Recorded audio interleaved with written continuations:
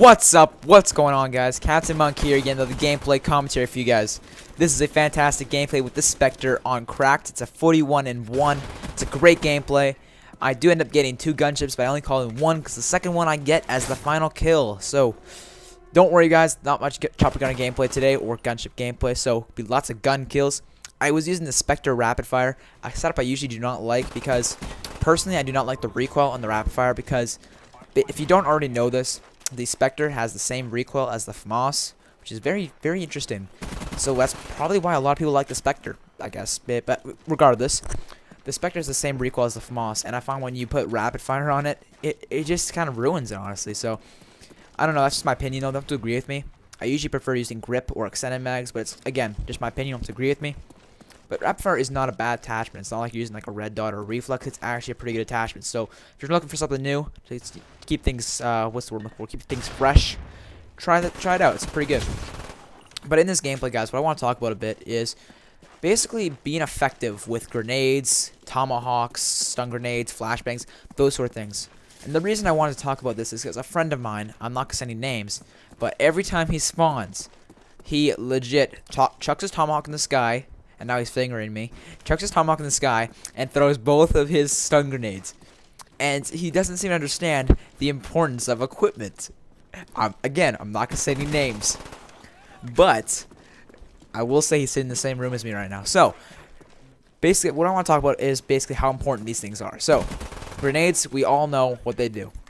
Now, what's fake facts here, guys? No one likes campers. No one likes that son of a bitch sitting in a corner all game with like a bush Wookie suit. No one likes that kid.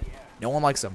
He's probably some lonely kid who the only numbers that matter to him are not his grades, not the score on his math test. The only number that matters to him is his KDR, because all he does all game is sit in corners. So, guys, if you ever run into a player like that, that's what grenades are there for. I mean, let's say he's sitting in a corner of a building. Stun grenade. Stun grenades are so helpful. Like, just chuck a stun grenade in the room. The guy basically has 0.5 sensitivity. He cannot move very well at all. If he kills you, he's lucky. That's the honest truth. And then you go in there and you check the other grenade right afterwards so he can't move away from it. Or you just go in there and shoot him. I mean, it's like Semtex's grenades, frag grenades, Semtex, or I don't even know what I'm saying, Semtex again. Stun grenades, flashbangs, all these things, guys, are basically the best way to get rid of campers. They really are. That's why camping doesn't really bother me.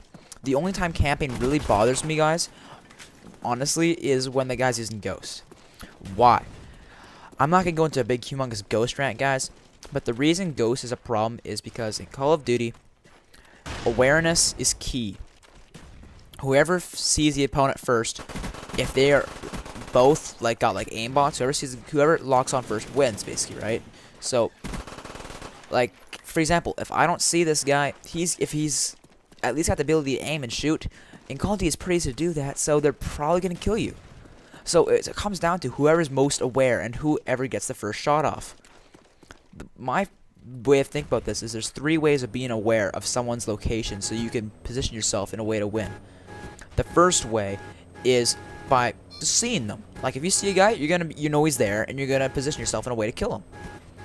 A second way is by mini-map.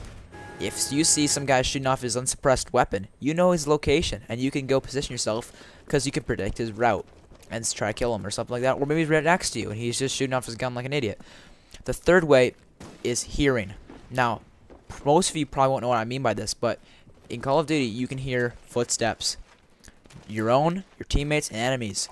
So a good thing to do is, for example, if you hear footsteps, you need to understand how to basically I don't know how to explain this, but like, you gotta know how to ignore your own footsteps, unless you're using Ninja. If you use Ninja, you don't have to ignore your own footsteps because you don't have footstep sounds.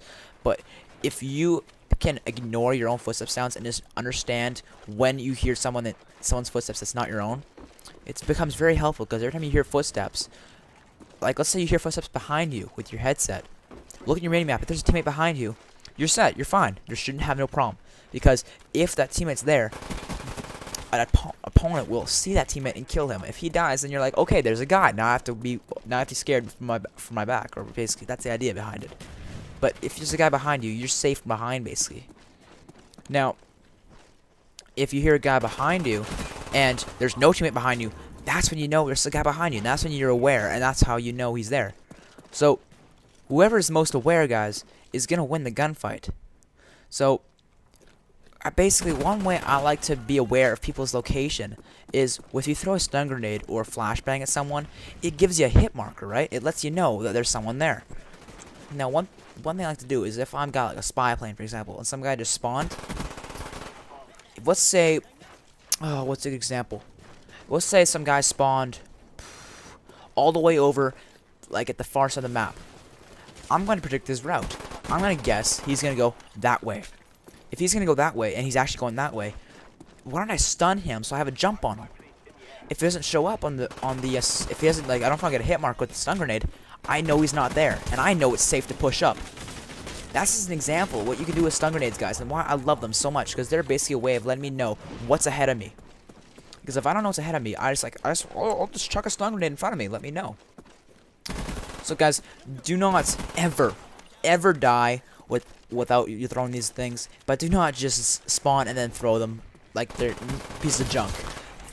Grenades and MTXs and all these special things, guys, they're really quite helpful pieces of equipment. In my opinion, I'd rather, actually, this is probably an exaggeration, I'd probably rather have a gun, but I was gonna say I'd probably rather have just grenades and stun grenades, but I mean, I'd probably be screwed. So they're really good, guys. Use these things, don't just ignore them. Use them as best as you can. But anyways, guys, if you like the video, give it a like. If you liked it a lot, get a favorite, and I'll see you guys later. Peace.